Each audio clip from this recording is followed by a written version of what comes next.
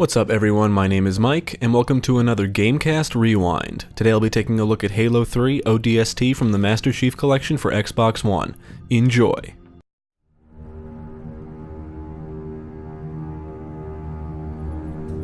The Navy put up a good fight. Of course they did. It's Earth. Better late than never. How about you show some respect, Romeo? Just saying, Dutch. They missed one. No, they left it for us. From what I've researched, Halo 3 ODST was conceived as a small side project to fill the gap between Halo 3 and Halo Reach. I got it when it released and I can remember some of the hype beforehand. Halo 3 was a big hit and it brought closure to the trilogy. ODST was somewhat of a departure for the series, and in my opinion, it's a standout game in the series. It features an open world, new playable characters, and I believe it's set sometime during Halo 2, definitely before the events of Halo 3. It was also released as a standalone game, but some consider it to be an expansion to Halo 3. It shipped with 2 discs, the first containing the campaign and Firefight mode, and the other disc was basically Halo 3's multiplayer. Developed by Bungie and published by Microsoft Game Studios, Halo 3 ODST was released for Xbox 360 in September 2009. For this review, I played the re-released version, which is part of the Master Chief Collection for Xbox One, released in November 2014. I played through the game solo on an Xbox One X. Jeremy and I teamed up for a co-op playthrough on a standard Xbox One, and just like Halo 3, the split screen is displayed in the 4:3 aspect ratio. I should also mention that this review was completed before the Master Chief Collection received any Xbox One X enhancements. ODST was not originally part of the collection, and when the collection came out, I remember hearing many reports of the games being broken, or maybe it was just the multiplayer. I don't remember having any real problems, but then again, I only really care about the campaigns. I think ODST was added to the collection as an apology for whatever was broken at release, and it was offered for free to players who played the games in the collection from launch to sometime in December of that same year. Whether or not the apology thing is really true, I have no idea, but it's still nice to have it in the collection. What's not nice is that the Firefight mode is completely missing from this iteration. I think it's one of the best parts of this entry, and they just completely removed it. Luckily, the original ODST game is backwards compatible on Xbox One, so if you want to play Firefight, you need to play the original. With that said, this review will cover the campaign from the Master Chief Collection and the Firefight mode from the original game. So let's take a look at Halo 3 ODST and see what it brings to the table. Halo 3 ODST includes 4 difficulty modes: Easy, Normal, Heroic, and Legendary, and for this review both playthroughs were completed on Legendary. From what I've researched, the original game included skulls hidden in a multiplayer map, and apparently they could only be found in the Forge mode. In the Master Chief Collection, skulls are already unlocked for each game, including this one. They act as gameplay modifiers that either make the game more challenging, easier, or change other things like rare dialogue heard more often. Most skulls make the game harder. The scoring system is also present here, where you go for high scores and can earn medals based on your performance in the campaign. Higher multipliers are automatically applied for playing on higher difficulties and with more challenging skulls activated. The skulls that make the game easier disable any achievements related to scoring. No skulls were activated for either of our playthroughs. I mentioned earlier that I think ODST is a standout game in the series, and that's because of the way it's designed. After Rookie wakes up, he sets out on his journey to find his squad, and you must traverse the city of New Mombasa, which is open world. After the crash, you need to defeat some enemies, and then you acquire a download of the city map, and a compass will be displayed at the top of your HUD. You can basically traverse through any parts of the city that are already unlocked. Rookie needs to find beacons, which are located in different areas throughout the city. The beacons are actually objects from a battle that happened earlier in the day. Once you find the beacon object, you'll see a flashback to what happened, and play as one of the other squad members within that flashback. Basically, you're activating missions. Instead of playing through the missions one after the other, New Mombasa acts kind of like a hub world. I guess the idea is that by finding the beacon objects, Rookie pieces together what happened throughout the day in order to find his squad. As you find more beacon objects, more sectors of the city open up. You can place a waypoint on your compass to the beacon you're supposed to find next at the press of a button, and you can also open up your map at any time during gameplay. The map will show enemy placements, beacons, and supply caches, among other things. Hidden throughout the city are terminals that provide you with audio logs. Acquiring specific amounts of audio logs unlocks supply caches scattered throughout the city. They are secure rooms filled with supplies like weapons, ammunitions, and even mongooses. The audio logs actually tell a story about a Kenyan girl during the Battle of Earth, and each log provides new information on what happened. I think using New Mombasa as a hub world is a neat idea and works really well here. When traversing the streets as Rookie, it's always at night and you need to watch out for patrolling enemies. You can engage them, of course, but you can also sneak past them. You're always outnumbered, and it's basically you alone in a city full of Covenant forces. Until you find your squad, at least. Hey, where's the fight at? Take a guess, genius. The ODST members are not Spartans like Master Chief, however they can walk, run, jump, crouch, perform melee attacks, and detach turrets from their emplacements. They don't have shields but do have stamina, and after their stamina is depleted they'll start losing health. Although stamina acts like a shield because you don't drain it by moving around like you would think. Halo 3 ODST can be a challenging game, especially on Legendary, and this is because of the health system. The ODST members can die very quickly, and can only restore health from medkits which are found throughout the environments. They also cannot store and use equipment items or dual-wield weapons for reasons I don't understand. Each ODST member is equipped with the Visual Intelligence System Reconnaissance, abbreviated as VISOR. It allows you to easily see in dark areas and at night. Enemies are highlighted in red, allies in green, and specific objects like terminals and beacon objects in yellow. It's much more effective than the flashlight, and it's a neat addition that does make these characters feel unique compared to Master Chief. Adding to the challenging gameplay is the fact that ODST members cannot use equipment items, but the enemies still can. Brutes will still throw down bubble shields frequently, they'll even toss flares and power drains your way. As an ODST, while playing on Legendary, the enemies have most of the advantages during combat, so you really need to think about how to approach each encounter, otherwise you'll die in a matter of seconds. The Covenant AI is just as intelligent as it was in previous games, so you may need to take your time and really evaluate the surrounding area. Using cover is crucial, and you're always engaging enemies in wide open areas, giving you plenty of options when it comes to approaching situations. In some ways, ODST does feel like an expansion to Halo 3, especially since most things are taken directly from that game. All of the vehicles and enemies and most of the weapons are seemingly ripped from Halo 3. There's two new weapons introduced here, the Automag and Silenced Submachine Gun.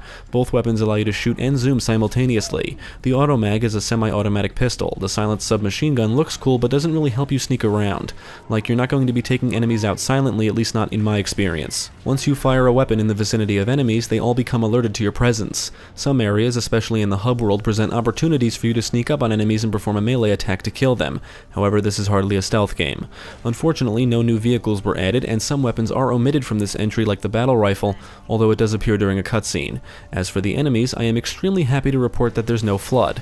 You'll only be fighting the Covenant, primarily grunts, brutes, jackals, drones, and hunters. There's no new enemies added to the roster, however I did notice that some hunters are fitted with gold-plated armor as opposed to their standard blue armor. I have no idea what this really means since they don't act any differently. Unfortunately, elites do not make an appearance, which is a bummer because I would have preferred them to the brutes. On Legendary, the enemies can shoot you with what feels like pinpoint accuracy, and jackal snipers do make a return. Oddly enough, the ones wielding beam rifles cannot kill you instantly with one shot. They'll do a significant amount of damage, but they won't outright kill you instantly. It's strange because they can drop Master Chief instantly, and his armor comes with a shield. Interesting. I'm not really complaining, but it doesn't make much sense if you think about it. The Covenant enemy rankings are prevalent here, which basically determines not only their armor color and design, but also how much damage they can take. Brutes wear armor that can be destroyed, the tougher ones like chieftains wielding gravity hammers are still equipped with an overshield, and several encounters include brutes with jump packs allowing them to fly or hover around and jump long distances. None of this is really new if you've played Halo 3, however engineers are introduced here. These are harmless creatures, but all enemies within their vicinity will be equipped with an overshield, and that basically makes these encounters a lot more challenging. You can kill the engineers, but it is optional. They're also bullet sponges. Just like previous games, mission objectives have you going from point A to B with plenty of enemies in between. In ODST, you're provided more ways of getting from A to B. You'll navigate the city streets and alleyways, through buildings, and many areas offer multiple paths to a destination. For example, you can approach enemies head-on from the street, but there may be a building you can enter nearby that allows you to flank them from the side. A lot of the missions seem to involve the ODSTs getting overrun by enemies. With the exception of the hub world, much of the time you're required to clear an area of enemies before you can proceed.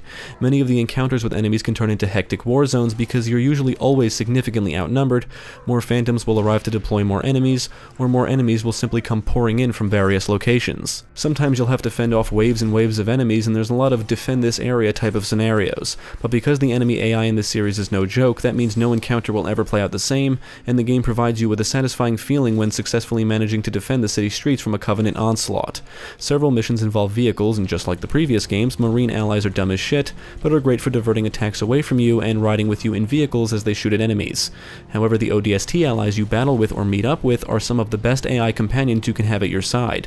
Unlike Arbiter in Halo 3, they won't die and magically get resurrected later on. They're invincible. This is actually really nice considering how challenging the game can be. They'll engage and kill enemies and basically make your life easier, especially if you end up in a tight spot. There's a few standout missions like the one where you need to blow up a bridge before moving to an area and failing to defend it because of the overwhelming amount of enemies forcing you to flee. Another mission has your team stealing a Phantom while you escort it in a Banshee, and the end of this mission has you taking down a Scarab, although the Scarab sequence isn't as exciting as the Scarab sequences in Halo 3. And there's a neat segment where you're provided with heavy firepower like rocket launchers, turrets, and missile turrets, and must defend an area from attacking Phantoms, Banshees, and enemies. It gets pretty intense. Late in the game, you must escort and protect an Engineer, which means you and your allies will be equipped with an overshield thanks to being in the Engineer's vicinity. You'll even escort it across a highway, which is basically a long gauntlet of enemies. Firefight. So, Firefight is a game mode that was introduced in Halo 3 ODST, which required you to survive wave upon wave of Covenant forces. For some reason, it was completely eliminated from the Master Chief Collection iteration of ODST, and it really pisses me off because it's an extremely fun mode and I see no reason as to why it was removed. With that said, I played Firefight in the original game. Firefight is really meant for cooperative play and supports up to 4 players, but it can be enjoyed solo.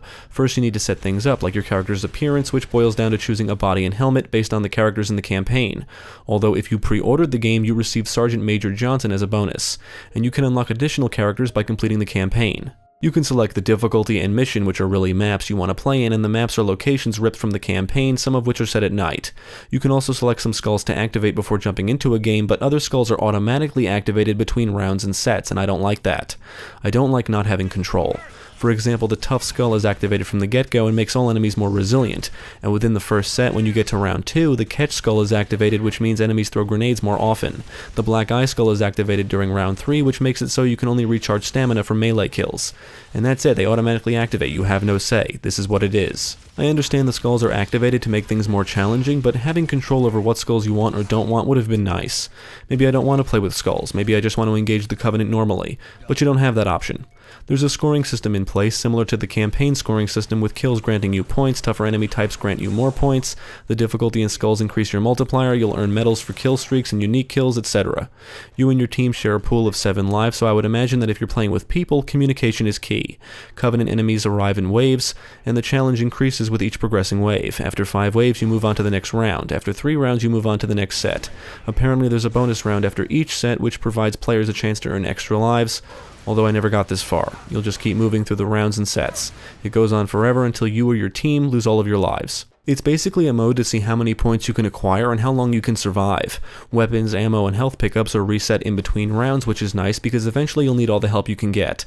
You'll have to deal with all of the Covenant enemy types seen in the campaign. I noticed red drones appear, which are equipped with shields. Sometimes engineers populate the map, providing enemies with an overshield, and sometimes you'll even have to deal with wraiths, banshees, and ghosts, depending on the map. I was only able to play solo, and I would usually lose my final life during round 2 or 3. Firefight is clearly designed with co-op in mind, and if you want to play solo like I did, I would suggest turning the difficulty down to heroic or normal, otherwise you'll just get obliterated, unless you're really good of course, which I'm not. Firefight is actually a lot of fun, especially if you enjoy engaging Covenant enemies. The enemy AI is still top tier, they put up a good fight, and the battles can become really hectic and intense. You'll be scrambling around looking for weapons and ammo drop from fallen enemies, dodging projectiles, and the mode does offer a great feeling of satisfaction when you manage to survive a tough battle. It also offers a ton of replay value. When you run out of lives, it's game over, but you can view each player's stats and medals as well as your total score among other information.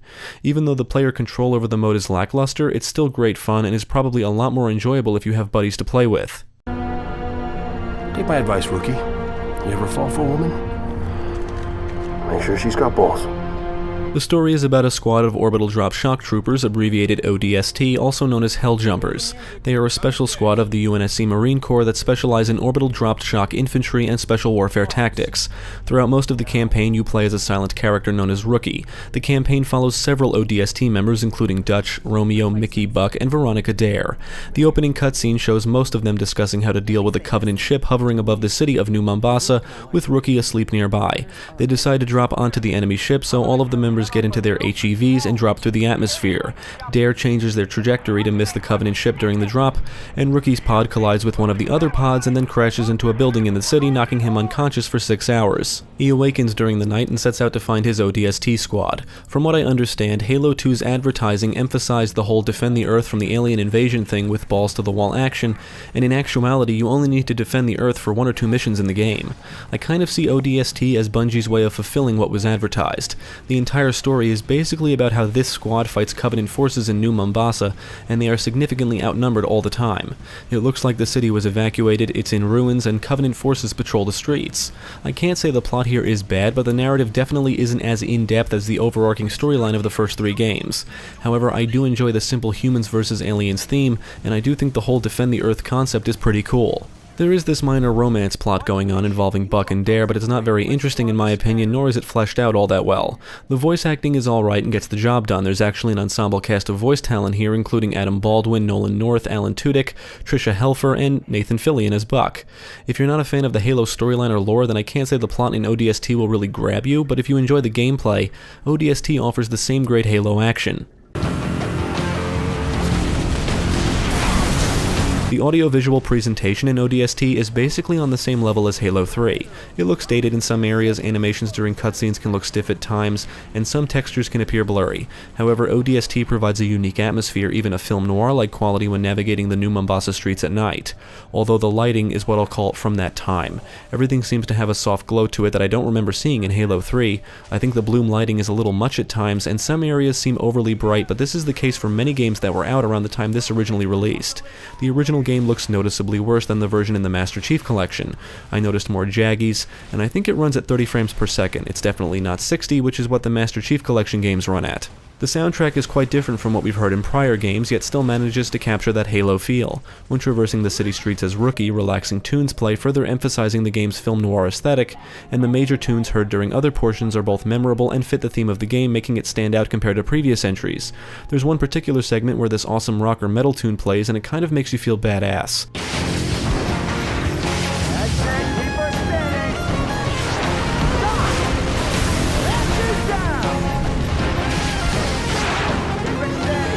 While ODST may run on the same engine as Halo 3, it doesn't always feel the same, and the audio-visual presentation really manages to make this entry feel unique. As for the sound effects, the UNSC weapons still sound weak, which is a shame. Allies and foes will shout and speak during combat, some of the dialogue is humorous.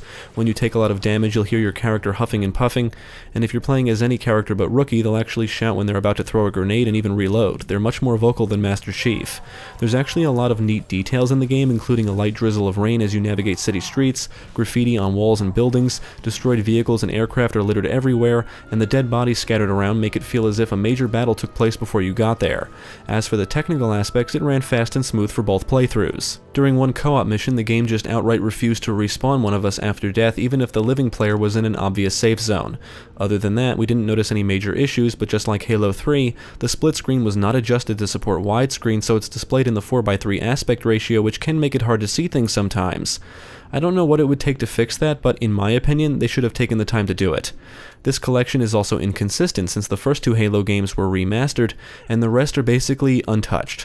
But I should mention that Halo Anniversary is just a port of the Xbox 360 version, and Halo 2 is the standout due to it being exclusive to this collection as of this review, and looks significantly better than any of the other games from what we've played so far. I don't really mind replaying these games, but the inconsistency bothers me sometimes, and the decision to not fix the split screen aspect ratio in Halo 3 and ODST is questionable.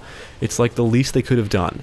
I feel as if the Master Chief Collection was rushed out the door. From what I understand, the multiplayer was broken, they clearly only focused on making significant changes to one game, and they even completely removed Firefight, a mode that came with ODST, and there's no excuse for that.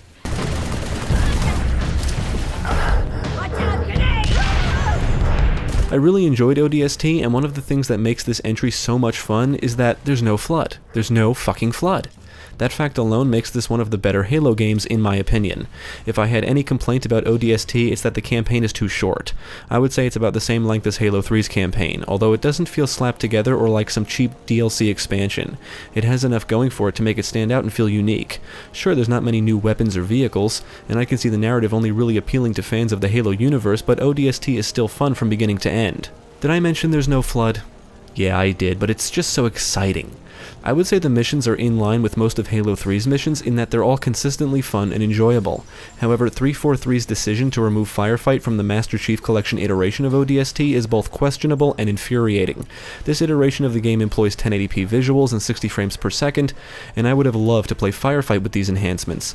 The moment I fired up ODST and launched a Firefight game, I immediately noticed the technical downgrade, and while it's still playable, the question will always stick in the back of my head: what the fuck? Why wasn't this included? I'm sorry, but there's no excuse. It came with the original game, and it's just not here.